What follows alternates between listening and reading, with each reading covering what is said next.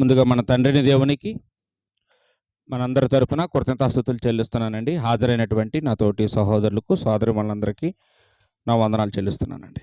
ఈరోజు మనం ఓ మంచి పాఠాన్ని నేర్చుకుందామండి. కోరికలు తీర్చే దేవుడు కోరేదేమిటి అనే పాఠాన్ని నేర్చుకుందామండి.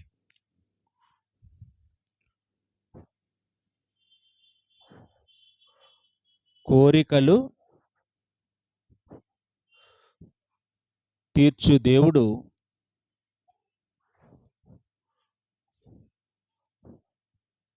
కోరేదేమిటి?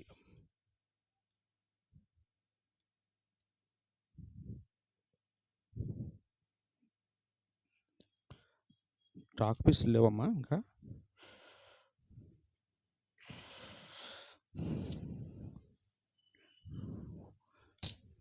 చాక్ పీసులు లేవా? చాక్ పీసులు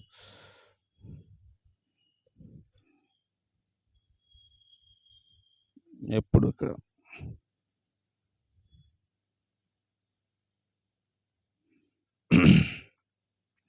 పెద్ద బాక్స్ ఉంటుంది.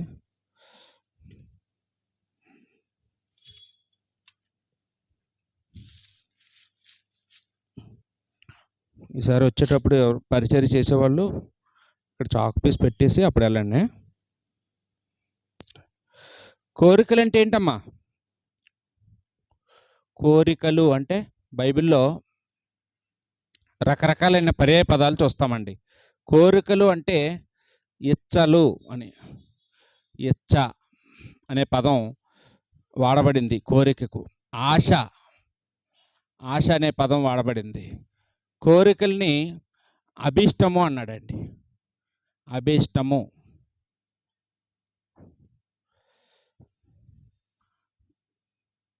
ఉద్దేశము,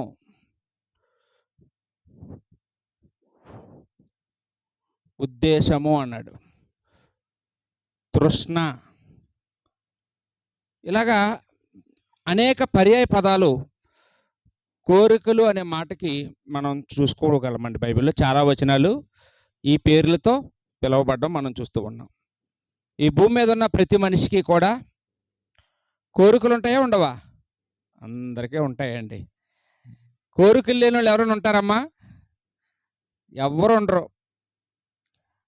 చిన్నపిల్లలకు తగ్గ కోరికలు చిన్నపిల్లలకు ఉంటాయి, యవనస్తులకి తగ్గ కోరికలు యవనస్తులకు ఉంటాయి, వృద్ధులకి తగ్గ కోరికలు వృద్ధులకు ఉంటాయి. చిన్నపిల్లలకి ఏం కోరికలు ఉంటాయమ్మా అండి? మంచి చాక్లెట్లు తినాలని, వాళ్ళకి మంచి బిస్కెట్ ప్యాకెట్లు కొనుక్కోవాలని, అలాగే మంచి బొమ్మలు ఉంటే ఆడుకోవాలని, సర్కస్కు వెళ్ళాలని, జూకి వెళ్ళాలని, అవి చిన్నపిల్లల కోరికలండి.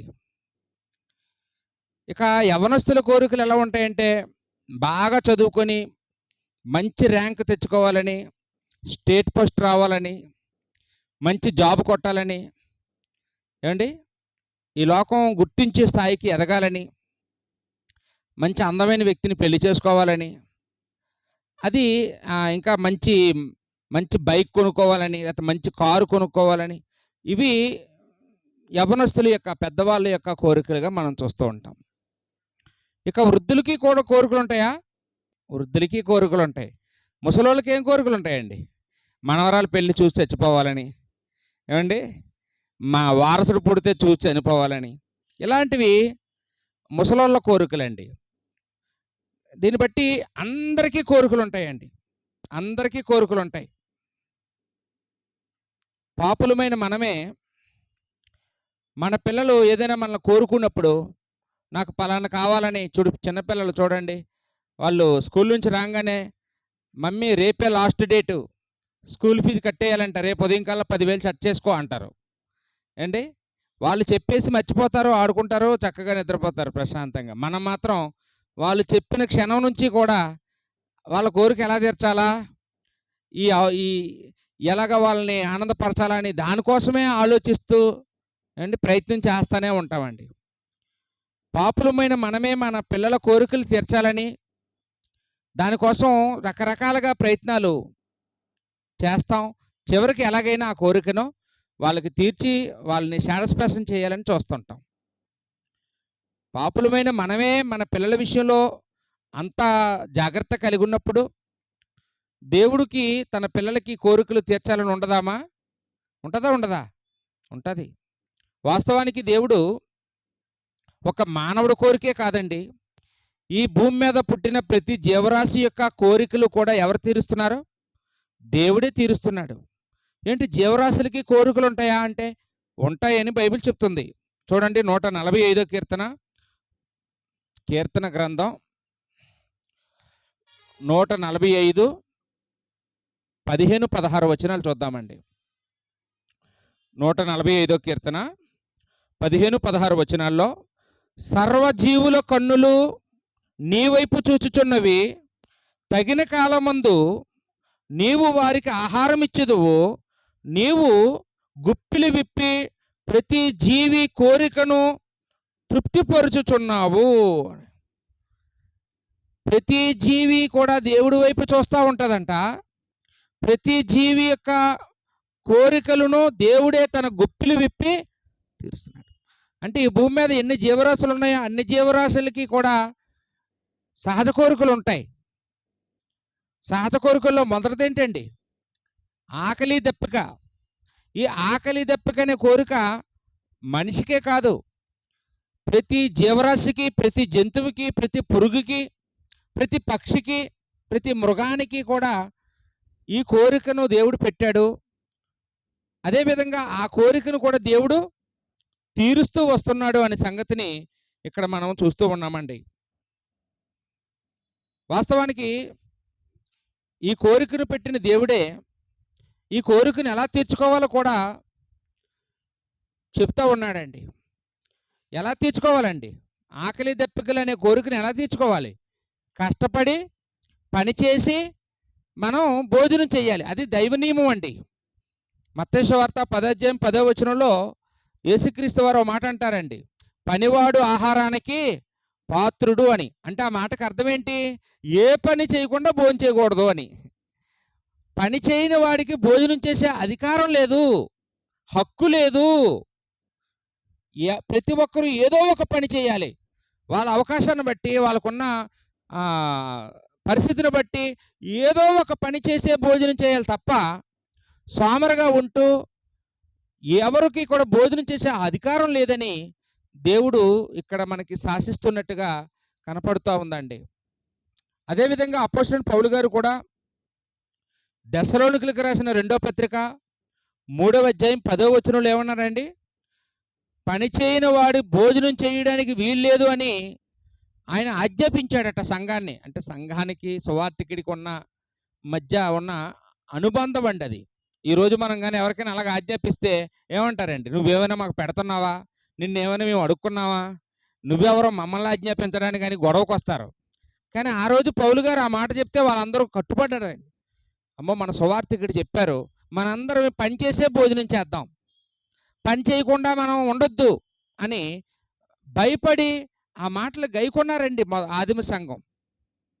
ఏమంటే ఈరోజు చాలామంది చెప్తుంటారు, మా ఓడికి మొక్క లేకపోతే ముద్ద దిగదండి. మరి ఏం చేస్తున్నాడమ్మంటే ఏం చేయలేదండి ఖాళీయా అంటారు. ఏమీ చేయలేదంట, కానీ మొక్క లేకపోతే ముద్ద దిగదంట. ఈరోజు సమాజం అలా ఉన్నారండి. కానీ దేవుడు మాత్రం ఎప్పుడూ మార్పు లేనివాడు. ఆయన ఎప్పుడూ ఒకటే ఉద్దేశం కలిగి ఉన్నాడండి. ఏ కాలంలోనైనా మనిషికి పని అప్పచెప్పాడు, పని చేసే భోజనం చేయమన్నాడు. ఆదాము మొదలుకొని, ఆదాముకి పని ఉందా? ఏదైనా తోటలో సేద్యపరచమన్నాడు కదండి, అది పనే. దాన్ని కాయమన్నాడా? అది పనే. ప్రతి మనిషికి పని ఇచ్చాడు. పని చేసిన వాడికి భోజనం కూడా దేవుడు ఈ భూమి మీద సిద్ధపరుస్తానని చెప్పడం ఇక్కడ మనం చూస్తూ ఉన్నామండి. అదే 145 కీర్తనలో 19వ వచనం చూడండి. 19వ వచనం ఇక్కడ ఏమంటున్నారంటే, తన యందు భయభక్తులు గల వారి కోరికను ఆయన నెరవేర్చును. దేవుడు ఏం చేస్తున్నాడమ్మా? తన యందు భయభక్తులు గల వారి కోరికను ఆయన నెరవేరుస్తున్నాడు. అంటే 2 సంగతులు ఇక్కడ రాయబడ్డాయి. మొదటి సంగతి ఏంటండి? సకల జీవరాశుల, సకల జీవుల కోరికలు తీరుస్తున్నాడు. రెండోది ఏంటి? తన యందు తన యందు భయభక్తులు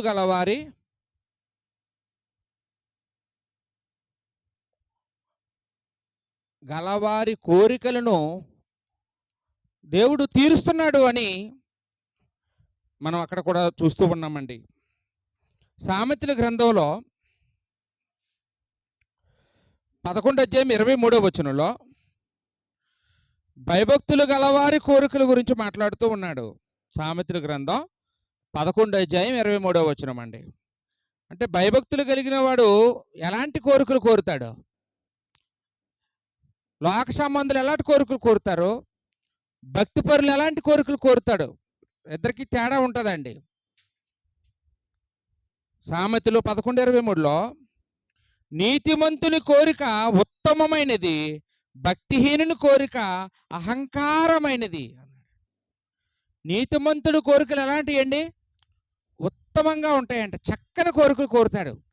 ఆత్మ సంబంధమైన కోరికలు కోరుతారు. 10 మందికి ఉపయోగకరంగా ఉండేది అని కోరుకుంటాడు. తన కోసమే కాదు, తనకు ఒకవేళ ఇది కనుక దక్కితే తాను దేవుడికి ఏం చేస్తాడో కూడా ఆ కోరికలో విన్నవించుకుంటూ ఉంటాడండి. దానివల్ల తనకెంత లాభం, తన చుట్టూ ఉన్నవారికి ఎంత లాభం, దేవునికి ఎంత మహిమ అనేది ఆలోచించుకుంటూ కోరికలు కోరుకుంటారు. ఉత్తమమైన కోరికలు ఎవరు కోరుతారు? నీతిమంతులు కోరుతారు. అదే భక్తిహీనుడైతే అహంకారం. వాళ్ళ కోరికల్లో ఏముంటుందండి? అహంకారం. చాలామంది దేవుడికి కోరికలు కోరుతూ ఉంటారు, అమాయకంగా కోరుతూ ఉంటారు. వాళ్ళు ఏమంటారంటే, ప్రభువా నువ్వు తలగా చేస్తాను తోకగా చేయనన్నావు కదా ప్రభువా ప్రార్థనలోను. మా పక్కింటి వాళ్ళకి 9 ఎకరాలు ఉంది, నాకు ఒకటి తగ్గిన తోకనైపోతాను, నాకు 10 ఎకరాలు కావాలి అని కోరుతారండి. ఏంటండి ఇది? అహంకారం. అహంకారం ఉండే కోరికలతో భక్తిహీనులు ఉంటారు. కొంతమంది వచనాలు కూడా చెప్తారు దేవుడికి. ప్రభువా మత్తయి సువార్త 7:7 అడుగుడి ఇయ్యబడును అన్నావు కదా, నువ్వు ఎందుకు ఇవ్వవు మాకు ఇప్పుడు అని అడుగుతూ ఉంటారు. దేవుడిని డిమాండ్ చేస్తుంటారు. దేవుడికి వచనాలు జ్ఞాపకం చేస్తుంటారు. దేవుడికి తెలియదా వచనాలన్నీ అండి? వీళ్ళ కోరికలు మంచివైతే దేవుడు ఖచ్చితంగా తీరుస్తాడు. కానీ కోరికలు ఎలాంటి? నాకు ఒక ప్లాట్ కావాలి, నాకు ఒక కారు కావాలి, ఇవా కోరికలు. ఈ కోరికలు భక్తిపరుల కోరికలా, భక్తిహీనుల కోరికలండి? ఇవి భక్తిహీనుల కోరికలు. ఈ కోరికలు ఏముంటుందంటే, నాకైతే అవసరం లేదండి, కానీ అన్ని జనులమైన మీ నామం మహింపరచబడాలి అందుకే అడుగుతున్నాను అంటాడు. అంటే అన్ని జనులమైనంట దేవుడికి అవమానం కలగకూడదంట. చూడండి ఎంత నిస్వార్థపరురాలో. అన్ని జనులమైనట్టు నీ నామంకి అవమానం. ఎందుకు అవమానం అవుతుందండి? మనం పేదవాళ్ళం అయిపోతే దేవుడికి అవమానం అయిపోద్దా? మనం డబ్బున్నోళ్ళం అయిపోతే దేవుడికి ఘనత వచ్చేస్తుందా? కానీ ఇవన్నీ భక్తిహీనుల మాటలు, భక్తిహీనుల కోరికలుగా మనం చూస్తూ ఉన్నామండి. 27వ కీర్తన చూడండి 4వ వచనంలో నీతిమంతుడైన దావీదు కోరిక ఎలాగుందో ఒకసారి చూద్దామండి. దావీదు కోరికలు ఎలాగున్నాయో చూద్దాం.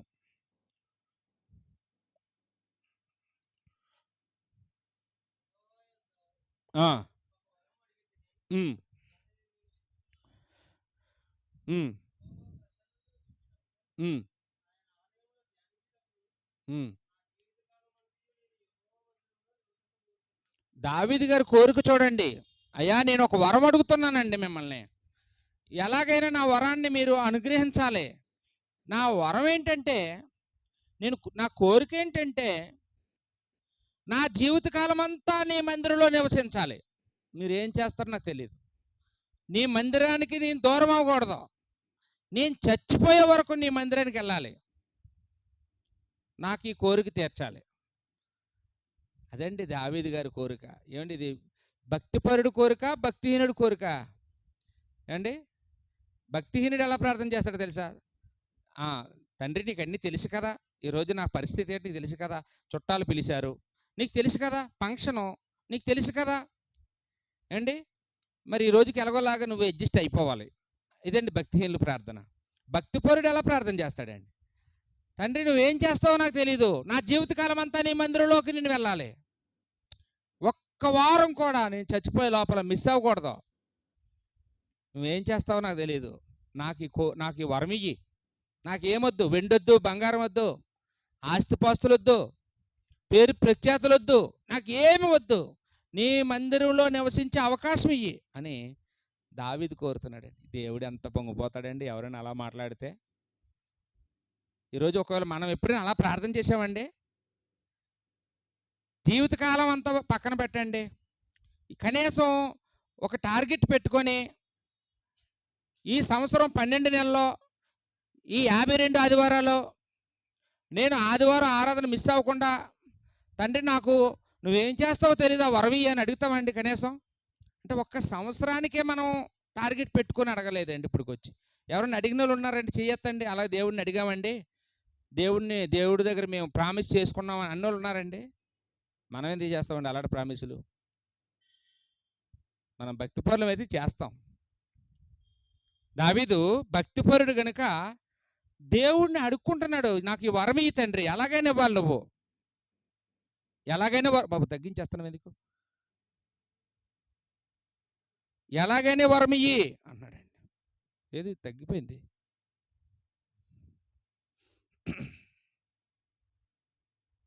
రెండో దినవృత్తాంతాల గ్రంథంలో 1వ అధ్యాయం 7వ వచనం. రెండో దినవృత్తాంతాలు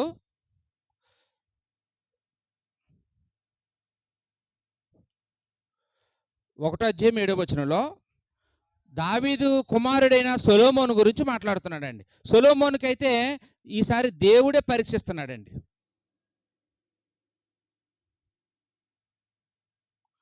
సొలొమోన్ని దేవుడు పరీక్షిస్తున్నాడు. చదవండి.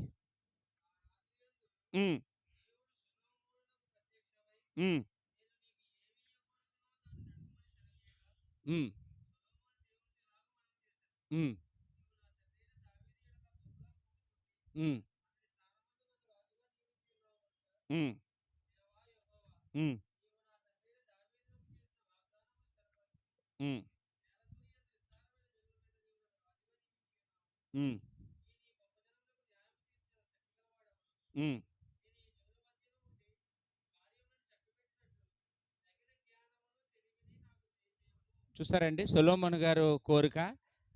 ఈయన ఏం కోరుతాడో చూద్దామని సొలొమోను రాజవంగానే ఆ రాత్రి దేవుడు అతనికి దర్శనంలో కనపడి, నరుడా ఏమి నీ కోరిక అన్నాడండి. మనల్ని కనుక పిలిచి అడిగితే పెద్ద లిస్ట్ ఇస్తాం కదండి దేవుడికి. అడిగాడు దేవుడు, ఇంక ఇలాంటి అవకాశం మళ్ళీ మళ్ళీ రాదు, ఎలాగైనా అడుగుతాను అని. కానీ సొలొమోను ఏమి అడిగాడండి? అయ్యా నాకు వివేకం ఇవ్వండి.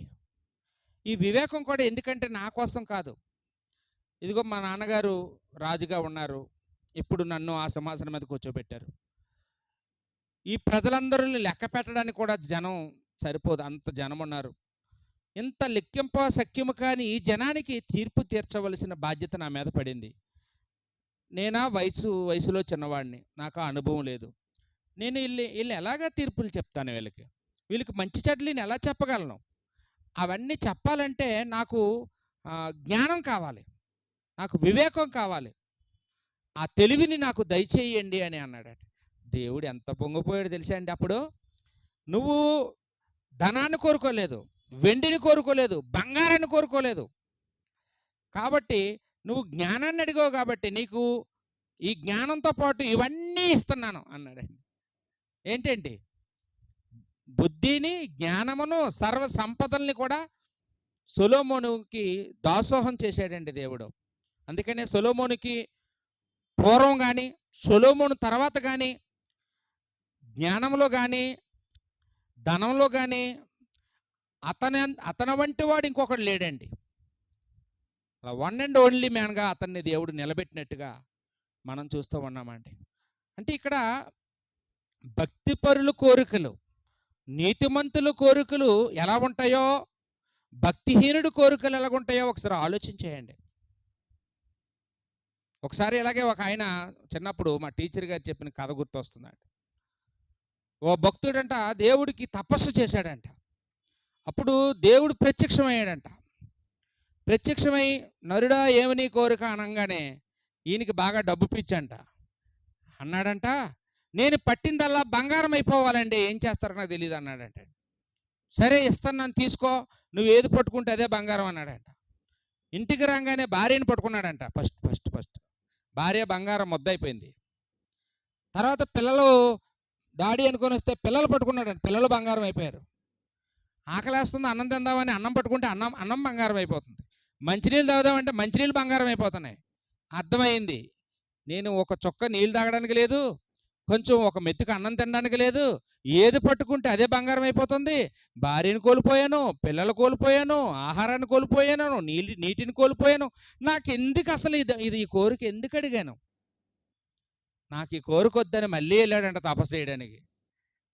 ఈ కోరిక తీసేయండి, నాకు ఈ కోరిక వద్దు, నాకు మామూలు జీవితమే కావాలి, అదే బాగుంది. ఇప్పుడు ప్రస్తుతం మనుషులందరికీ కూడా ఛాన్స్ వస్తే ఖచ్చితంగా ఈ కోరిక అడుగుతారు. నేను పట్టిందల్లా ఏమైపోవాలని ఉంటుందండి? బంగారం అయిపోవాలి. నాకు అన్నిట్లో సక్సెస్సే కావాలి, నాకు అన్నిట్లో విజయమే కావాలి, నాకు ఎక్కడ వాటమొద్దు, నాకు ఎప్పుడు కష్టాలు రానివద్దు, నాకు సమస్యలు ఉండకూడదు, నాకు అసలు దుఃఖం రాకూడదు, నాకు ఎప్పుడు టెన్షన్ ఉండకూడదు, నాకు అంతా పాజిటివ్ కావాలి. ఈరోజు మనుషులందరూ అభిష్టలు అయ్యానండి. అందరి కోరికలు కూడా అవే. కానీ భక్తిపరుల కోరికలు విచిత్రంగా ఉంటాయి. ఫిలిప్పీలకు రాసిన పత్రిక 1వ అధ్యాయము 23వ వచనం చూడండి. ఇక్కడ మరో వ్యక్తి కనపడుతున్నాడండి, పౌలు గారు.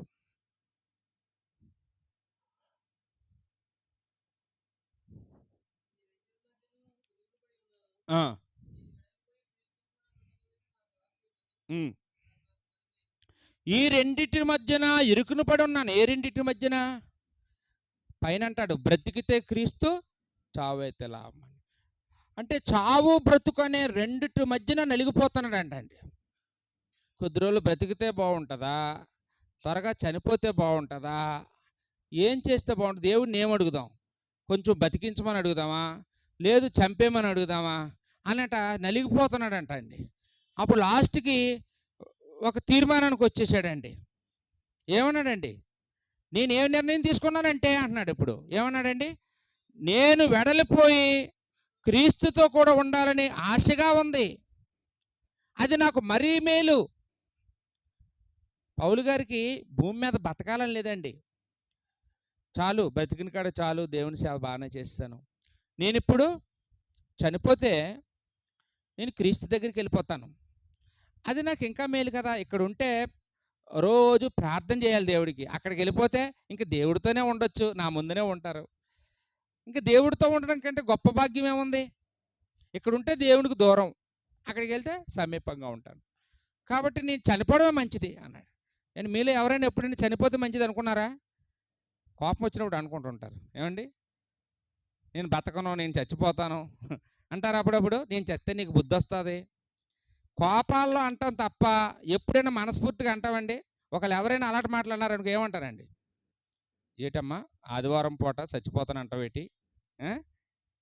ఏంటి ఇలాంటి మాటలు వస్తున్నాయి నీ నోటంబడి ఈరోజు, ఎప్పుడూ లేదు అని.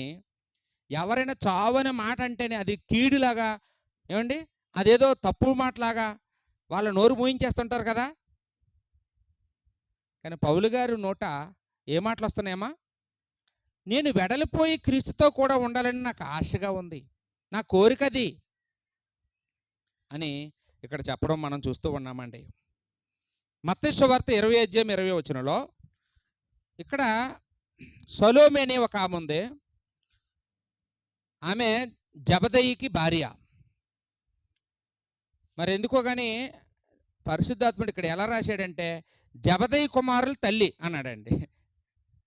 జబదయి కుమారుల తల్లి, విచిత్రంగా ఉంది కదండి.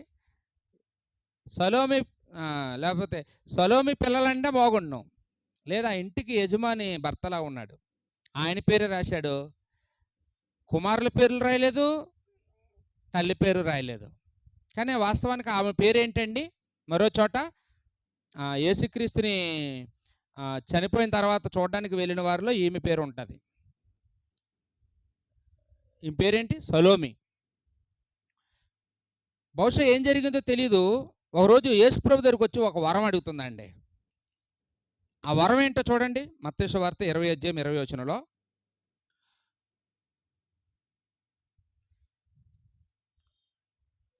20 2020. ఆ, ఉమ్, ఉమ్, ఆ. అమ్మ ఏంటమ్మా నీ కోరిక అన్నాడు యేసుప్రభు వారు. ఆ, ఆ, ఉమ్, ఉమ్. బా చూసారండి ఆవిడికి ఎంత మంచిదో. నా కొడుకు తెలంగాణలో ఒకడు, ఆంధ్రప్రదేశ్లో ఒకడు ముఖ్యమంత్రి అవ్వాలని కోరుకోలేదు ఈవిడ. నా కొడుక్కి భూమి మీద పెద్ద ఉద్యోగులు ఇవ్వండి అని కోరుకోవటం లేదు. పెద్ద వ్యాపారస్తులు చేయమని అడగటం లేదు. పరలోక రాజ్యంలో నీ కుడి పక్కన నా కుమారుడు ఒకడు, నీ ఎడమ పక్కన నా కుమారుడు ఒకడు ఎప్పుడూ ఉండాలి. మంచి కోరిక చెడ్డ కోరికమ్మా? అసలు ఎవరైనా మీరు ఎవరైనా నా కొడుకు కనీసం సువార్థికుడు అవ్వాలని వాళ్ళు చేయొద్దండి. ఇక్కడ నా కొడుకు సువార్థికుడు అవ్వాలని అనుకుంటున్నాను. చాలా సంతోషం అండి, ఒక సిస్టర్ గారు ఎత్తారండి. అంటే మనం భక్తిపరులమైతే మన కోరికలు ఎలాగుంటాయి. నా పిల్లలు పరలోకంలో ఉండాలి. నా పిల్లలు ఎంత ప్రయోజకులైనా దేవుడిని చెయ్యి విడవకూడదు, దేవుడితో ఉండాలి. కోరిక చాలా మంచిదండి. అయితే యేసుక్రీస్తు వారు ఆ కోరికకి ఓకే అని చెప్పలేదండి. అమ్మా ఇది కోరుకుంటే వచ్చేది కాదు, కష్టపడి సంపాదించుకోవాలమ్మా. కోరుకున్నంత మాత్రాన్ని ఇచ్చే వరం కాదమ్మా పరలోకం. దీనికోసం చాలా త్యాగాలు చేయాల్సి వస్తుంది, చాలా శ్రమలు అనుభవించవలసి వస్తుంది అని యేసుక్రీస్తు వారు ఆమెకి చెప్పారండి. అసలు వాస్తవానికి నేను అనుకుంటాను, ఈ కోరిక తల్లిది కాదండి, ఆ పిల్లలది. యేసుక్రీస్తు 12 మంది శిష్యుల్లో వీళ్ళిద్దరు ఒకరు, యాకోబు యోహాను. వీళ్ళిద్దరు జబదేయి కుమారులు, చేపలు పట్టుకునే వాళ్ళు. వీళ్ళే డైరెక్ట్గా అడగొచ్చు యేసుప్రభుని. అడిగితే ఉన్న 10 మంది ఉన్నారు కదా, మరి మేము ఎక్కడ కూర్చోవాలరా పరలోకంలో అని అడుగుతారు వాళ్ళు కదండి. ఇటు మీ ఇద్దరైనా రైటు లెఫ్ట్ ఉంటారా, మరి మా పరిస్థితి ఏంటని వాళ్ళు గొడవకు వస్తారని ఇంటికి వెళ్ళి వాళ్ళ అమ్మని తీసుకొచ్చి రికమెండేషన్ చేస్తున్నారండి ఆ పిల్లలు. వాళ్ళెంత భక్తి పరులో చూడండి. ఏమండి, మనం రికమెండేషన్ చేస్తుంటారు మన పిల్లలు. దేనికండి? స్కూల్లో మేసారు కొడుతున్నారు, మా ఫ్రెండ్ ఒకడు కొడుతున్నాడు, అది చూడు ఇది చూడు, నువ్వు వచ్చి చెప్పమ్మా, నువ్వు అడుగమ్మా అని అమ్మని తీసుకొస్తారు. కానీ ఈ పిల్లలు ఏమడగడానికి తీసుకొచ్చారండి? పరలోకంలో యేసుప్రభు పక్కన పోస్ట్ కోసం అడగమంటున్నారండి. అంటే పిల్లలకి ఎంత అవగాహన ఉంది. పిల్లలంటే చిన్నపిల్లలు కాదు, కానీ వాళ్ళ అమ్మగారి ద్వారా అడిగిస్తే ఖచ్చితంగా యేసుప్రభు వారు కాదనలేరని వాళ్ళ నమ్మకం అండి.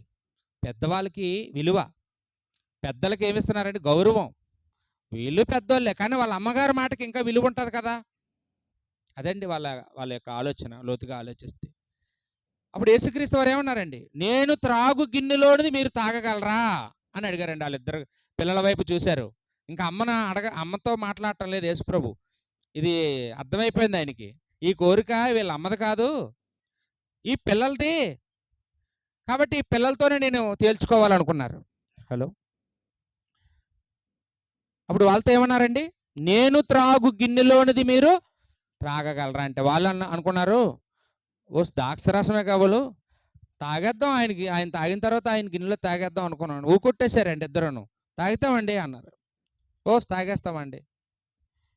గెత్సెమనే తోటలో యేసుక్రీస్తు వారు చివరి రాత్రి, తండ్రి నీ చిత్తమైతే ఈ గిన్నె తొలగించు అని ప్రార్థన చేసే వరకు కూడా ఈ గిన్నె అంటే యేసుప్రభులాగా శ్రమలో పడి మరణించడం అనే గిన్నె అని అర్థం అవ్వలేదండి. అప్పటి వరకు అర్థం అవ్వలేదు వాళ్ళకి. అప్పటి వరకు వాళ్ళు ఏమనుకుంటూ ఉంటారండి? ద్రాక్షరసం తాగడమే కావాలి, తాగేద్దాం, యేసుప్రభు తాగిన గిన్నెలోనిదే తాగేద్దాం అనుకున్నారు. అప్పుడు అర్థమైందండి. అర్థమైన తర్వాత ఆ రోజు అందుకే కావాలి చెప్పారు, గిన్నెలోనిది తాగాలంట. మేము తాగుతాం ఈ రోజు నుంచి. యేసుప్రభు ఎలాగైతే శ్రమ పెట్టబడ్డాడో సంఘం కోసం, దేవుడు చిత్తాన్ని నెరవేర్చడం కోసం, ఎలాగైతే యేసుక్రీస్తు వారు త్యాగమైపోయారో మేము అలా అవుతామని వాళ్ళకి అర్థమైంది. మీకు తెలుసా అండి, శిష్యులు 12 మందిలో మొట్టమొదటిగా హతసాక్షి అయింది ఎవరండి? యాకోబేనండి. యేసుప్రభు శిష్యుల్లో ఒకడు యాకోబు. ఇక రెండో వాడు యోహాను. యోహాను ఎలా చంపబడ్డాడో తెలుసమ్మా? పద్మాసు దీపంలో. శిష్యులందరూ చనిపోయారు, ఒక్కడు మిగిలాడు. ఆయన తీసుకెళ్ళి ఎక్కడ పెట్టారంటే పద్మాసు దీపంలో పెట్టారు. అంటే చుట్టూ సముద్రం ఉండి మధ్యలో దీవి, ఆ దీపంలో పెట్టారండి. ఆ దీపంలోనే ఆ చచ్చిపోయే వరకు కూడా ఆయన దేవుళ్ళో గడుపుతూ ఒక ప్రవచన గ్రంథాన్ని రాశారండి. హలో, ప్రవచన గ్రంథాన్ని రాశారు. అక్కడే ఆయన తుది శ్వాస విడిచారండి. అంటే ఈ జబదయి కుమారుల తల్లి ఆ రోజు అడిగిన కోరికను వీళ్ళిద్దరూ ఏం చేశారండి? నిలబెట్టుకున్నారు. నా గిన్నెలోనిది మీరు తాగగలరా అంటే ఆ రోజు అవగాహన లేకుండా ఊకొట్టారు. అవగాహన వచ్చిన తర్వాత నిజంగానే యేసుక్రీస్తు వారు పొందిన శ్రమలను వాళ్ళు పొందారు. యేసుప్రభు కోసమే బ్రతికారు, యేసుప్రభు కోసమే చనిపోయారంట. కాబట్టి ఇప్పటి వరకు మనం ఏం ఆలోచన చేశామంటే, ఈ భూమి మీద ఉన్న జీవరాశులన్నిటి కోరికలు కూడా ఎవరు తీరుస్తున్నారు? దేవుడే తీరుస్తున్నాడు అని నేర్చుకున్నాము. అలాగే దేవుడు భక్తిపరుల కోరికలు తీరుస్తాడని నేర్చుకున్నాం. నీతిమంతుల కోరికలు ఉత్తమమైనవని, భక్తిహీనుల కోరికలు ఎలాంటివంటే అహంకారమైనవని నేర్చుకున్నాం. కొంతమంది భక్తులు కోరుకున్న ఉత్తమమైన కోరికల గురించి కూడా మనం ఇప్పటి వరకు చదువుకున్నాం. ఎవరెవరు అండి? దావీదు కోరిక ఏంటండి? దావీదు కోరిక, నేను నిత్యమో నేను జీవించి ఉన్నంత కాలము నీ మందిరానికి నేను వెళ్ళాలి. అది దావీదు కోరిక. ఆయన కుమారుడైన సొలొమోను కోరిక ఏంటండి? నాకు జ్ఞానాన్ని కావాలి. ఆ జ్ఞానం కూడా ఏదో కనిపెట్టడానికి కాదు, నీ ప్రజలందరికీ తీర్పు తీర్చడానికి, వాళ్ళని న్యాయంగా నడిపించడానికి నాకు జ్ఞానం కావాలని కోరుకున్నాడు. పౌలు గారు ఏం కోరుకున్నారు? నేను వెడలిపోయి క్రీస్తుతో కూడా ఉండాలని. బ్యాటరీ ప్రాబ్లం కాదు. నేను వెడలిపోయి క్రీస్తుతో కూడా ఉండాలని నాకు మరీ ఆశ అని ఆయన కోరికను తెలియజేశాడు.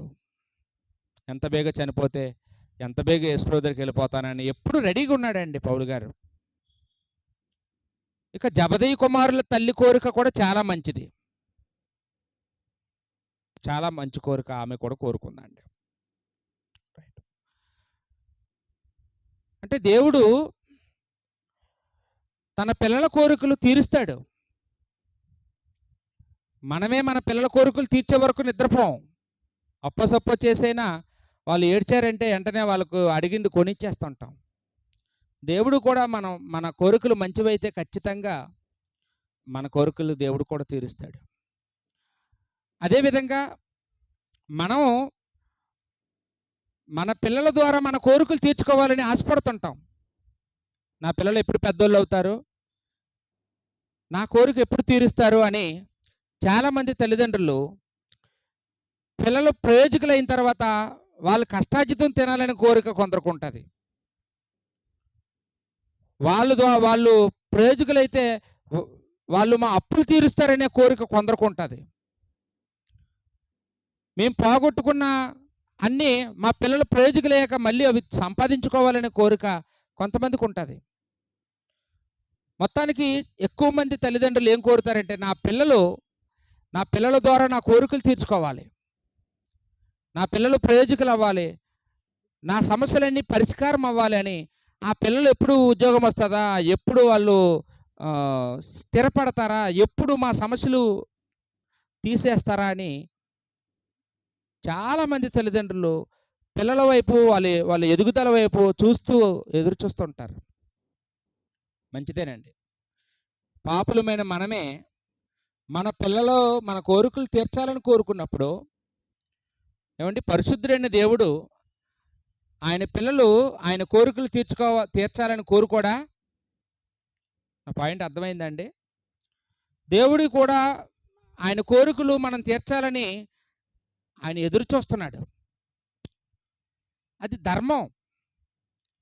పిల్లల తల్లిదండ్రుల కోరికలు తీర్చడం ధర్మం అండి. అది దేవుడు అది ఎదురు చూస్తూ ఉన్నాడు. నోవహు కాలంలో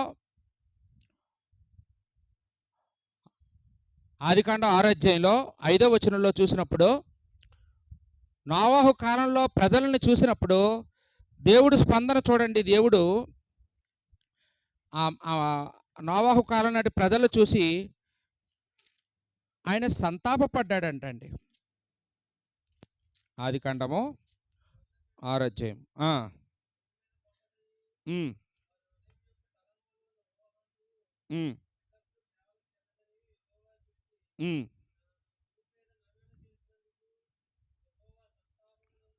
చాలండి. కాబట్టి సంతాపం, హృదయంలో నొచ్చుకోవడము అనేది మాటలు, 2 మాటలు ఇక్కడ చూస్తూ ఉన్నామండి. అమ్మ, మనిషి ఎప్పుడు హృదయంలో నొచ్చుకుంటాడు, ఎప్పుడు సంతాపపడతాడు అంటే తన కోరిక తీరినప్పుడా తీరినప్పుడా? అనుకున్నదోట అయిందోట అయిందనుకోండి, అప్పుడు హృదయంలో నొచ్చుకుంటాడు, సంతాపపడతాడు. చూడండి, బైబిల్లో సామెతల గ్రంథంలో 13వ అధ్యాయము 12వ వచనంలో చూసినప్పుడు ఈ మాట కరెక్ట్గా మనకు అర్థమయ్యేలాగా సొలొమోను గారు చెప్పారండి. సామెతల గ్రంథం 13వ అధ్యాయం 12వ వచనంలో, హృదయం ఎప్పుడు నొచ్చుతుందండి? కోరికలు సఫలమవలేనప్పుడు. నోవహు కాలంలో దేవుని హృదయం నొచ్చుకుందా? నొచ్చుకుంది. కారణం ఏంటి? ఆయన కోరింది ఒకటి, జరుగుతున్నది ఒకటి. దేవుడు పరిశుద్ధులైన పిల్లలు కావాలంటే నోవహు కాలం అంటే ప్రజలందరిని చూస్తే ఎలా ఉన్నారు? భయంకరమైన పాపులుగా మారిపోయారు. వాళ్ళు చేస్తున్న పాపం ఏంటంటే దేవుడు ఏర్పాటు చేసిన వివాహ వ్యవస్థని వాళ్ళు భ్రష్టు పట్టించారండి. దేవుని పిల్లలు నరుల కుమార్తెలను వివాహం చేసుకుంటున్నారు అంటే అన్యులతో వియ్యమొందుతున్నారు. శరీరానికి ప్రాధాన్యత ఇస్తున్నారు, అందానికి ప్రాధాన్యత ఇస్తున్నారు, చక్కని వారిని చూసి పెళ్లి చేసుకుంటున్నారంట. విశ్వాసం అనేది చూడట్లేదు. అబ్రహాం ఏం చూశాడు? తన కొడుకు వివాహం విషయంలో విశ్వాసం చూశాడు. నోవహు కాలం నాటి ప్రజలు చక్కదనాన్ని చూస్తున్నారంట. మా ఓడికి ఈడు జోడు బాగుందా లేదా, అందం సరిపోద్దా, లావు సరిపోద్దా, ఎత్తు సరిపోద్దా, చదువు సరిపోద్దా, క్యాస్ట్ సరిపోద్దా ఏంటి? ఈరోజు కూడా పెళ్ళిళ్ళలో ఏం చూస్తారో తెలుసా? ABCDEFలో. ఏ అంటే ఏంటండి?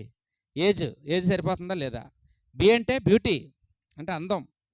సి అంటే క్యాస్ట్, మా క్యాస్ట్ అయినా కాదా, మాకంటే పెద్ద క్యాస్ట్ అయినా పర్వాలేదు. మరి ఇప్పుడు తెలుగు మీరు ప్రజలు, మాకంటే పెద్ద క్యాస్ట్ అయినా పర్వాలేదు, తక్కువ క్యాస్ట్ అయితే వద్దు.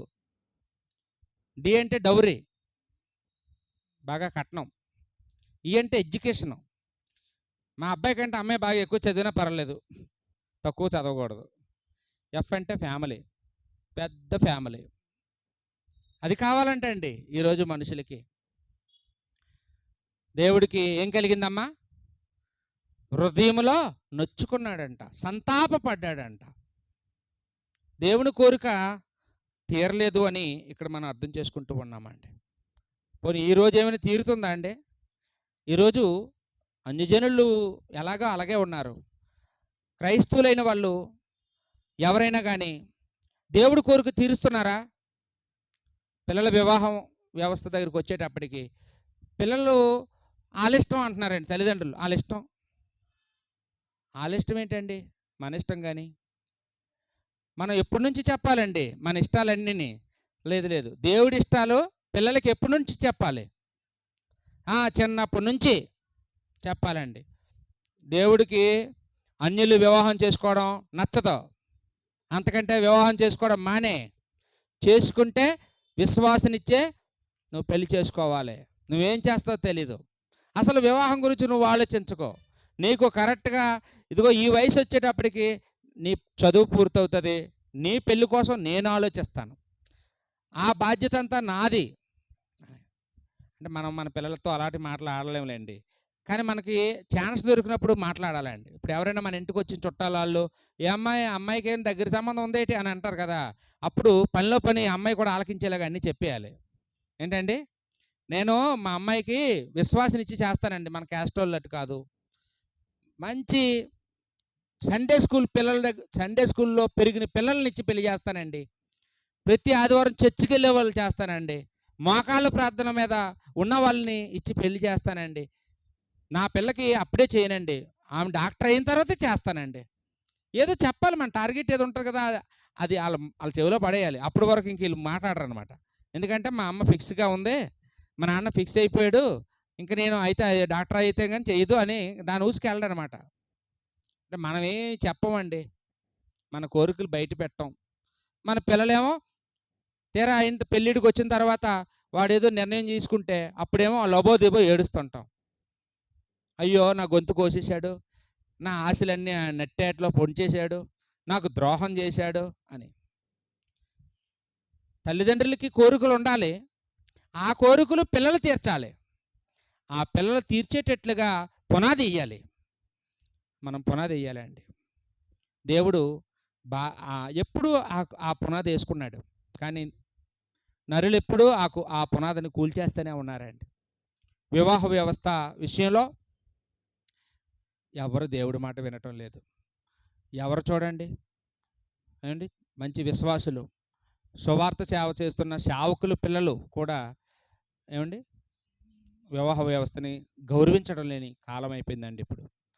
కాబట్టి అలా చేస్తే దేవుడు సంతాపం నొందుతాడు, భూమి మీద లేకుండా చేస్తాడు. నోవాహు కాలం నాటి ప్రజలు ఏమయ్యారండి, జలప్రలయంలో కొట్టుకుపోయారు. దేవుడు కోరుకుని తీర్చకపోతే దేవుడు ఊరుకోడండి. అమ్మ నాన్న కాదు ఏడ్చుకొని కూర్చోడానికి, దేవుడు ఏం చేస్తాడమ్మా, శిక్షిస్తాడండి. చూడండి, దేవుడి యొక్క కోరికలు ఏంటో కూడా కొన్ని మాటలు మనం జ్ఞాపకం చేసుకుందాం. పేతురు రాసిన 2వ పత్రిక 3వ అధ్యాయం 9వ వచనంలో దేవుడికి కొన్ని కోరికలు ఉన్నాయి, ఆ కోరికల గురించి ఆలోచించేద్దాం.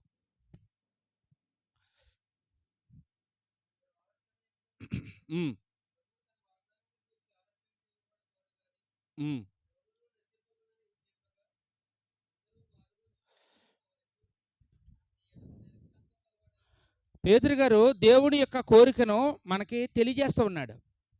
ఏంటండి దేవుని యొక్క కోరిక అంటే, అందరూ మారు మనసు పొందాలని, ఏ ఒక్కరూ నశించిపోకూడదని దేవుడు కోరిక. దేవుడు సృష్టికర్త కదండి.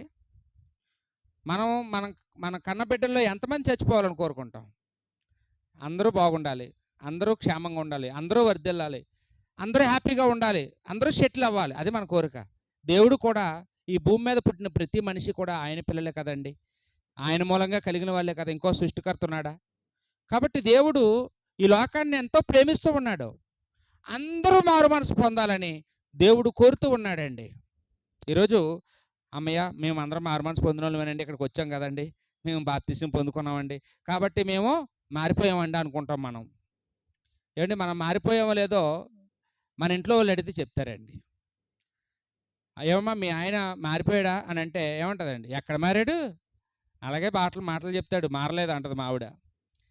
నన్ను ఒంటరిగా పిలిచి అడగండి, మీ ఆవిడ బాగా మారిందా బాబు అంటే అస్సలు మారలేదు అంటాను నేను మా పిల్లల గురించి అడగండి, మారలేదండి అంటామండి. మా పిల్లల దగ్గరికి వెళ్ళి అడగండి, మా అమ్మ నాన్న మారలేదండి అంటారు వాళ్ళు. సువార్తికుని పిలిచి మీ సంఘస్థులు అందరూ బాగా మారిపోయినట్టున్నారండి అంటే అసలు వాళ్ళండి అసలు ఎప్పుడు మారలేదండి అంటారు సువార్తికులు. కొన్ని సభ్యులు పిలిచి మీ సేవకుడు బాగా మారిపోయినట్టున్నాడంటే ఏమంటారండి? మొన్న ఎప్పుడో కానీ ఒక ఊరు వెళ్ళాను, అక్కడ ఆ సభ్యురాలు అంటుంది, మా సేవకుడు మారాలి తండ్రి అంటుంది. సేవకుడు మారాలంట ఆవిడకి. అంటే ఆవిడ కోరికలే అతను ఒప్పుకోవటం లేదు. ఆవిడ ఏదేదో పెడుతుందో లోకంలో ఎన్ని తెచ్చి అతను ఒప్పుకోవట్లేదు. కాబట్టి మా సేవకుడు మారిపోవాలి. ప్రస్తుతం ఎవ్వరు మారవలసినంత మారలేదండి. దేవుడు కోరికను తీర్చడం లేదండి. మారడం అంటే పేరు అంటే బాప్తిసం పొందినాడే మార్చేసుకుంటున్నారు చాలామంది. ఏమండి, మంచి పేరు పెట్టండి, అప్పారావు కాదండి అబ్రహాం అని పెట్టండి అంటున్నారు. ఎక్కడ మారిపోయేది? ఏమండి, అప్పారావులాగా ఉంటేనే బాగుంది కదా, పాపారావే బాగుంది, పేతురు అంటే ఏం సుఖం? పాపాలు మానలేనప్పుడు. ఆ పెంటారావే బాగుంది. అంటే స్వభావం మారాలి. మంచి పేరు పెట్టేసుకొని జీవితం మార్చుకోకపోతే దేవుడు హృదయంలో దుఃఖపడతాడు, సంతాపపడతాడు అని సంగతులు మనం ఆలోచన చేస్తూ ఉన్నామండి. మత్తయి సువార్త 18వ అధ్యాయంలో 3వ వచనంలో మనం ఎంత మారాలో యేసుక్రీస్తు వారు చెప్పారండి. మత్తయి సువార్త 18:3లో ఎంత మారాలంట?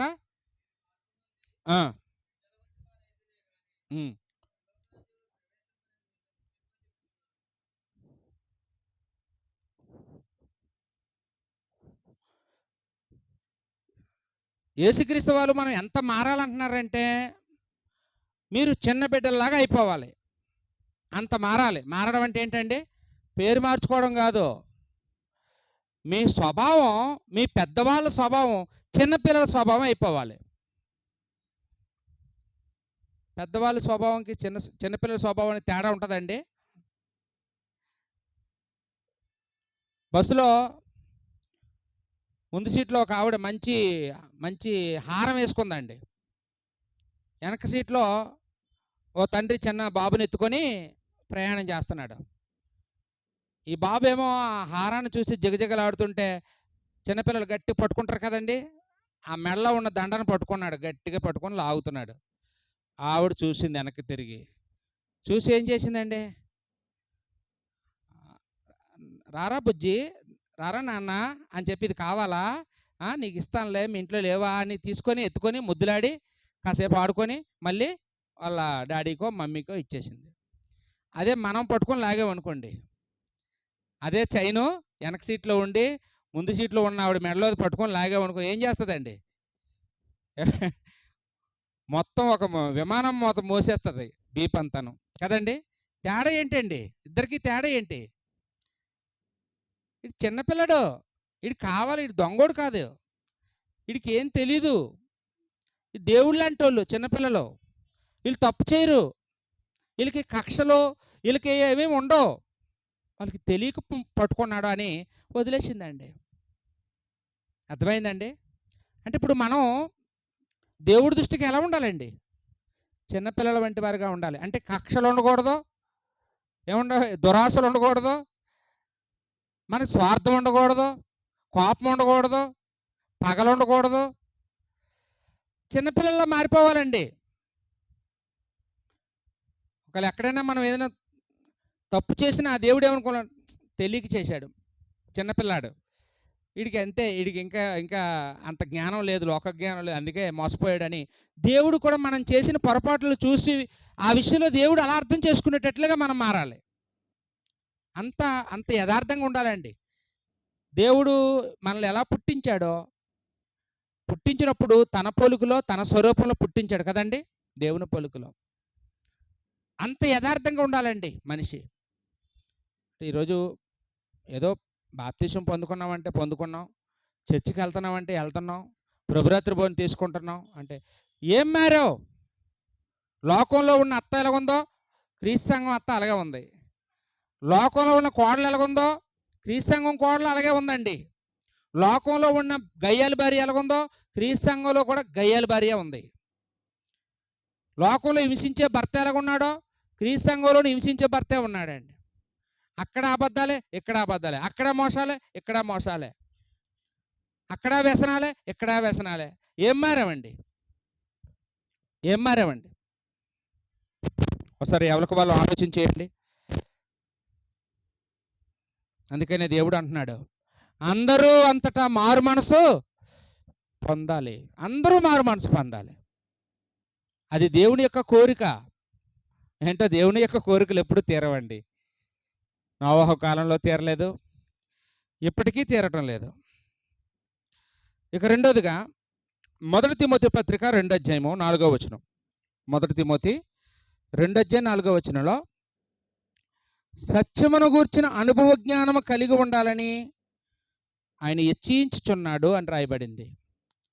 సత్యమును గూర్చిన అనుభవ జ్ఞానం కలిగి ఉండాలని దేవుడు హెచ్చించుచున్నాడట. హెచ్చించుచున్నాడంటే కోరుచున్నాడు. దేవుడి కోరిక మనుషులందరూ కూడా సత్యాన్ని గురించిన అనుభవజ్ఞానం ఉండాలి. అమ్మ, సత్యం అంటే ఏంటి? సత్యం అంటే వాక్యం. అంటే మనకి సత్యం తెలియకపోతే అబద్ధ బోధకుల దగ్గర మోసపోతాం.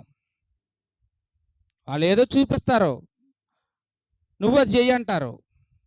అప్పుడు అది ఏ కాలంలో రాయబడింది, ఎవరికి చెప్పబడింది, అది ఆచారమా, ఆజ్ఞ? ఇవన్నీ మనం పరిశీలించాలంటే మనకి సత్యం తెలియాలండి, వాక్యం తెలియాలి.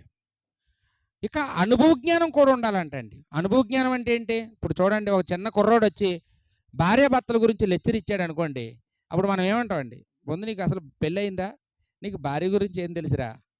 నువ్వు మాట్లాడుతున్నావు భార్య గురించి అంటాడు.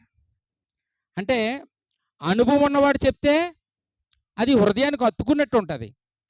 ఏ అనుభవం లేనివాడు చెప్తే ఆ మాటలు ఎవరి హృదయంలోకి వెళ్ళవండి. కారణం ఏంటి? వాళ్ళకి అనుభవం లేదు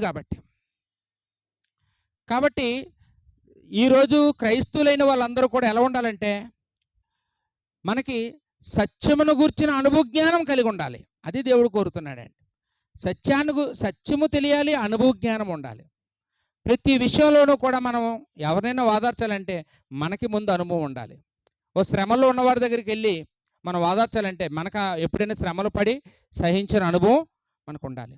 ఓ పేదోడి దగ్గరికి వెళ్ళి వాడిని ఓదార్చాలంటే పేదరికాన్ని అనుభవించిన అనుభవం మనకు ఉండాలి. ఎవరైనా కోరుకుంటారండి ఎలాంటి అనుభవాలండి? నాకు ఈ తండ్రి, నాకు ఇలాంటి అనుభవాలు కావాలి, నాకు అనుభవాలు లేవు అని అడుగుతామా? హలో, యెషయా గ్రంథంలో 48 అధ్యాయము 18వ వచనంలో, యెషయా గ్రంథం 48:18లో ఇక్కడ ఏమంటున్నారు చూడండి. మీరు నా ఆజ్ఞలను ఆలకించవలనని నేను ఎంతో కోరుచున్నాను అన్నాడండి. మీరు నా ఆజ్ఞలు ఆలకించాలి అన్నాడండి, యెషయా గ్రంథం 48:18లో. అంటే ఈరోజు దేవుడు చెప్పే మాటలు, దేవుని ఆజ్ఞలు, ఈ మాటల్ని ఎలా వినాలంట? శ్రద్ధగా వినాలి. శ్రద్ధగా చూడండి. నేను ఒక సువార్తికుడిగా నాకున్న అనుభవంలో ఓ 10 మంది దేవుడి వాక్యం వింటున్నారంటే ఆ 10 మందిలో ఒకరో ఇద్దరో శ్రద్ధగా వింటారండి. తక్కనోళ్ళు ఆ పిల్లలతో ఆటలాడుకుంటూ, వాళ్ళు బుగ్గలు గిల్లుకుంటూ, వాళ్ళు గిల్లుతూ, ఇలాగా నిద్రపోతూ కొందరు గడిపేస్తుంటారండి. ఇంటికి వెళ్ళిన తర్వాత టీవీ సీరియల్ ఆన్ చేస్తారు. టీవీ సీరియల్ ముందు మాత్రం పిల్లలు ఎవరైనా వచ్చి ఖయ్యమన్నారనుకో, ఎప్పుడు మనస్ఫూర్తిగా విన్నవడం అని చెప్పి 2 పటపటలు ఆడింతూ ఉంటారండి. టీవీ చూసేటప్పుడు మాత్రం డిస్టర్బెన్స్ ఉండకూడదు. ఎవరైనా డిస్టర్బెన్స్ చేస్తే వాళ్ళకి అయ్యిందే. దేవుడు వాక్యం చెప్పేటప్పుడు ఎవరైనా పిల్లలు కానీ ఏమనంటే అప్పుడు మాత్రం అసలు ఏం గసర్రో, దెబ్బలాడరు, ఏముండదు. ఎంత వాళ్ళతో ఆడుకుంటారో. వాళ్ళు చిన్న అల్లరి చేస్తే వాళ్ళ అమ్మ ఇంకా ఎక్కువ అల్లరి చేస్తుంటారు. దేవుడి యొక్క మాటలు వినేటప్పుడు మనం శ్రద్ధగా వినాలండి. అది దేవుడు కోరుతున్న కోరిక. మనం వినేటప్పుడే మనం సరిగా వినకపోతే ఇంకెప్పుడు పాటించగలమండి? శ్రద్ధగా వింటే శ్రద్ధగా పాటిస్తాం, వినకపోతే విశ్వాసం రాదు. ఎప్పుడైతే విశ్వసించమో అప్పుడే మనము అనుసరించము అనే సంగతిని ఇక్కడ మనము నేర్చుకుంటూ ఉన్నామండి. అదేవిధంగా హోషియా గ్రంథంలో, హోషియా 6:6లో, హోషియా గ్రంథం 6:6 ఇక్కడ ప్రవక్త ద్వారా దేవుడు చెప్తున్న మాట, నేను బలిని కోరను, కనికరమనే కోరుచున్నాను అన్నాడండి. దేవుడు కోరిక ఏంటండి? కనికరము. ఎవరిలో కనికరం ఉండాలని కోరుతున్నాడు? మనుషుల్లో కనికరం ఉండాలని దేవుడు కోరుతున్నాడండి. మీరు నాకు బలులు ఇవ్వకపోయినా పర్వాలేదు, నాకెందుకురా బలులు, ఈ అడవిలో ఉన్న ఈ పశువులన్నీ నాయే కదా, మీరిచ్చే బలి నాకెందుకు, మీలో కనికరం ఉండాలని నేను కోరుతున్నాను అని ఇశ్రాయేల్ ప్రజలతో దేవుడు ఆ రోజు చెప్పడం మనం చూస్తూ ఉన్నామండి. అంటే ఈరోజు కూడా మనుషులుగా మనకి కనికరం ఉండాలి. ఎవరైనా పేదవాళ్ళు చూసినప్పుడు మనం కనికరిస్తున్నాం, ఆకలితో ఉన్న వాళ్ళని చూసి కనికరిస్తున్నాం, బట్టలు లేనోని చూసి కనికరిస్తున్నాం, కానీ పాపంలో ఉన్నోడిని చూసి కనికరించడం లేదండి. రక్షణ లేనోడిని చూసి కనికరించడం లేదు మనం. తిండి లేనోడిని చూసి కనికరిస్తున్నాం కానీ రక్షణ లేనోడిని చూసి కనికరించడం లేదండి. ఆ రక్షణ లేకుండా ఆ పాపిగా ఒక మనిషి చనిపోతే నరకానికి వెళ్ళిపోతాడండి. కాబట్టి వారి విషయంలో మనం ఏం చేయాలమ్మా? కనికరించాలి. యేసుక్రీస్తు వారు కూడా అలాగే చేశారు. మార్కు సువార్త 6:34 ప్రజలట యేసుప్రభు శరీరధారిగా ఉన్న కాలంలో ప్రజల పరిస్థితి ఎలాగుందంటే కాపరలేని గొర్రెల్లాగా ఉన్నారంట. కాపరలేని గొర్రెల్లాగా ఉన్నారంట. అప్పుడు యేసుప్రభు వారిని కనికరించాడంట. ఆ మాట రాయబడింది. 3.5 సంవత్సరాలు సువార్త పని మీదే ఉన్నాడండి. రాత్రనక పగలనక వాళ్ళకు వాక్యం చెబుతూ వాళ్ళతో గడుపుతూ ఇంకో పని పెట్టుకోకుండా అంత తీవ్రంగా 3 రోజులు మీటింగులు పెట్టాడంటే ఎవరి మీద ఉన్న కనికరం అండి? ఇశ్రాయేల్ ప్రజల మీద ఉన్న కనికరం అండి. ఈరోజు మనకి కనికరం ఉంటే మనం ఇంకొకరు సువార్త చేస్తాం, ఇంకొకరిని రక్షించడానికి ప్రయత్నం చేస్తాం. మా సువార్తికుడు చెప్పుకుంటాడు మాకెందుకు అనుకుంటున్నారు మీరు? కానీ అది దేవుడి కోరిక. ఏంటంటే దేవుడి కోరిక ఏంటి? నేను రాయట్లేదు, మీరు రాసుకోండి, శుద్ధముక్కలు అయిపోయాయి. దేవుడి కోరిక ఏంటమ్మా? మనం కనికరించాలి, మరొకరిని కనికరించాలి. ఆ కోరిక మనం తీర్చాలి. యోధాపత్రికలో అంటాడు, యోధాపత్రిక 1:22-23 సందేహపడు వారి మీద కనికరము చూపుడి, అగ్నిలో నుండి లాగినట్లు కొందరిని రక్షించండి అని చెప్తూ ఉన్నాడండి. అంటే మనం లోకంలో ఉన్న ఒక వ్యక్తిని చూస్తే మనకి ఏం కనపడాలంటే అగ్నిలో ఉన్నవాడు కనపడాలండి. అగ్గిలో కాలిపోతున్నారు అనుకోండి, ఎవరైనా ఏం చేస్తామండి? వీడియో తీస్తామా? ఇప్పుడు అదే చేస్తున్నారు చాలామంది. ఏమంటే ఎక్కడైనా యాక్సిడెంట్ అయ్యి ఎవరైనా పడిపోతే వెళ్ళి చెయ్యి ఇవ్వటం లేదు. వాళ్ళు ఎలా కొట్టుకుపోతున్నారో, వాళ్ళు ఎలా నలిగిపోతున్నారో అవి వీడియోలు తీస్తున్నారండి. అదే కనికరం. కనికరం అంటే మనం మొదట వాళ్ళకి సహాయం చేయడం, మనం మరొకరిని రక్షించాలని, కేవలం కనికరం చూపించి వాళ్ళని రక్షించాలని దేవుడు కోరుతున్నాడండి. సువార్త చేయటం లేదంటే ఏం లేదండి, మనకి కనికరం లేదు. నశించిపోయిన వాళ్ళ పట్ల మనకి కనికరం లేదని ఇక్కడ మనం అర్థం చేసుకుంటూ ఉన్నామండి. యేసుప్రభు వారేమో మత్తయి సువార్త 28 సర్వలోకానికి వెళ్ళి సర్వ సృష్టికి సువార్త ప్రకటించండి అని చెప్తే మనం కనీసం మన ఇంటి పక్క వాళ్ళు కూడా సువార్త చేయడం లేదండి. మన సొంత అన్నదమ్ములకి చేయటం లేదు, సొంత అక్క చెల్లెలకి కూడా సువార్త చేయటం లేదు. కనికరం లేదని అర్థం. కనికరం ఉంటే ఏం చేస్తామండి? చెప్తాం. వాళ్ళు మారకపోండి, మనకు అనవసరం. కానీ మనం చెప్పవలసిన బాధ్యత ఉంది కాబట్టి మనం చెప్తాం. లోకం ఎంత ప్రమాదకరమైన స్థితిలో ఉందో మనం చెప్పాలి. పాపం ఎలా పెరిగిపోతుందో మనం చెప్పాలి. మనిషి ఎలాగా పశువు అయిపోతున్నాడో మనం చెప్పాలి. చెప్పవలసిన బాధ్యత మన మీద ఉందని ఇక్కడ మనం నేర్చుకుంటూ ఉన్నామండి. ఇక చివరగా మరొక కోరికను చూద్దామండి. యోహాను సువార్త 4:23 ఉన్న మాటను చదువుకుందామండి. యోహాను సువార్త 4:23 త్వరగా చదవాలి.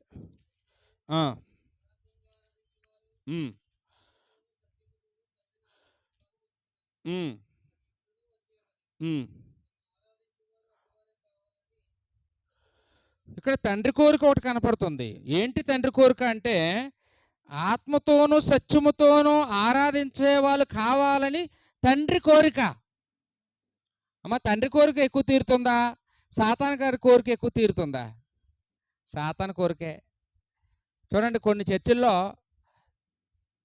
వెళ్ళంగానే అక్కడ భాషలతో ప్రార్థనలు కనపడతాయి, మ్యూజిక్స్ కనపడతాయి, చప్పట్లు కనపడతాయి, డాన్సులు కనపడతాయి, కేకలు అరుపులు కనపడతాయి. ఏమండి, ఇదా ఆరాధన అంటే? అదే ఆరాధన? అది తండ్రి కోరుకున్నాడా? యేసుప్రభు కానీ శిష్యులు కానీ అలాంటివి విచిత్రమైన మాటలు ఏమైనా మాట్లాడుతూ ఆరాధన చేశారా? ఆరాధన అంటే ఆరాధన అనుకోని 100 సార్లు అనడమా? అదే ఆరాధన అంటే? హల్లెలూయా అనే పదాన్ని అలా 100 సార్లు అనడమా? అదా ఆరాధన అంటే? ఏంటంటే ఆరాధన అంటే ఏంటి? ఆరాధన ఎలా చేస్తే ఆరాధన అవుతుంది? రెండు ఉంటాయి ఆరాధనలో. ఏంటండి ఆ రెండు? ఆత్మతో చేయాలి, సత్యముతో చేయాలి. ఆత్మతో అంటే ఏంటి? ఆత్మతో అంటే మీకు చాలాసార్లు చెప్పాను. పూర్ణ హృదయముతోనో, పూర్ణ మనసుతోనో, పూర్ణ బలముతోనో, పూర్ణ వివేకంతోనూ చేసేది ఆత్మతో చేసిన ఆరాధన అండి. మనిషి ఇక్కడ మనసు ఎక్కడో ఉందనుకోండి, అది ఆత్మతో ఆరాధన కాదు. ఏంటి? బాడీ ప్రజెంట్, మైండ్ ఆబ్సెంట్ అవుతుంది. అలాంటి ఆరాధన శరీరంతో చేసిన ఆరాధన. అలాంటి ఆరాధన దేవుడు అక్కర్లేదన్నాడు. అమ్మ ఒక కాలం వస్తుంది ఆగు, ఆ కాలంలో ఇలాంటి దగ్గర ఇలాంటి చోట్ల ఇలా ఈ విధానంలో జరగదు. ఇశ్రాయేలీయులందరూ శరీరంతో ఆరాధన చేశారు, ఆత్మతో ఆరాధన చేసే కాలం వస్తుందమ్మా అని సమరయ స్త్రీతో చెప్పాడు. ఈరోజు ఎక్కడ జరుగుతుంది ఆత్మతో ఆరాధన? ఇక రెండోది సత్యముతో అన్నాడు. సత్యముతో అంటే వాక్యములో ఉన్నది ఉన్నట్లుగా దేవుడు ఏం చెప్పాడు అది చేయడం. ఆరాధనలో ప్రభురాత్రి భోజనం ఉండాలి. ప్రతి ఆదివారం ప్రభురాత్రి భోజనం తీసుకున్నారు. అపొస్తలుల కార్యం 20:7 ఆదివారమున రొట్టె విరిచారు. నెలకొకసారి కాదు, ఆదివారం అన్నాడు కానీ నెలకొక ఆదివారం అనలేదు. విశ్రాంతి దినాన్ని పాటించమన్నాడు కానీ ప్రతి విశ్రాంతి దినం అనలేదు, కానీ ప్రతి విశ్రాంతి దినం పాటించారు. అలాగా ఆదివారం అంటే ప్రతి ఆదివారం, ఎప్పుడు ఆదివారం వస్తుందో అప్పుడు ప్రభురాత్రి భోజనాన్ని తీసుకోవాలి. అదండి ఆత్మతో సత్యంతో ఆరాధన చేయడం. ఈ కోరిక ఎక్కువ తీరుతుందా? సాతానుగాడి కోరిక ఎక్కువ తీరుతుందా? ఏంటండి? సాతాను కేకలే, ఎక్కడికి వెళ్ళి చూడండి, అరుపులు, కేకలు, ఈ బొంకులు, అబద్ధాలు, సాక్ష్యాలు, వీటితో ఆరాధనని తీసి పడేశారు. డ్యాన్సులు. ఇవ్వండి ఆరాధన అంటే. తండ్రి కోరిక తీరుతుందా చెప్పండి? నోవాహు కాలంలో తండ్రి యొక్క కోరిక తీరకపోతే హృదయంలో నొచ్చుకున్నాడు. ఆ ప్రజలను ఏం చేశాడమ్మా? జలసమాధి చేసేసాడండి. జలసమాధి చేసేసాడు. ఈరోజు కూడా అదే జరుగుతుంది. అయితే నీటితో నాశనం చేయనని మాట ఇచ్చాడు దేవుడు. ఈసారి ఏం చేస్తాడు? అగ్నితో చేస్తాడు. ఏమండి? అగ్నితో చేస్తాడు. కాబట్టి మనందరం కూడా తండ్రి అయిన దేవుని కోరికను తీర్చవలసిన వారంగా ఉన్నాం. ఏంటంటే తండ్రి కోరికలు ఒకసారి చెప్పండి, నేను రాసుకోలేదు కాబట్టి. అందరూ మారు మనసు పొందాలని తండ్రి కోరిక ఉంది. అందరూ సత్యాన్ని కూర్చున్న అనుభవ జ్ఞానం కలిగి ఉండాలని తండ్రి కోరిక ఉంది. దేవుని యొక్క ఆజ్ఞలను శ్రద్ధగా ఆలకించాలని తండ్రి కోరిక ఉంది. ఇంకేంటండి?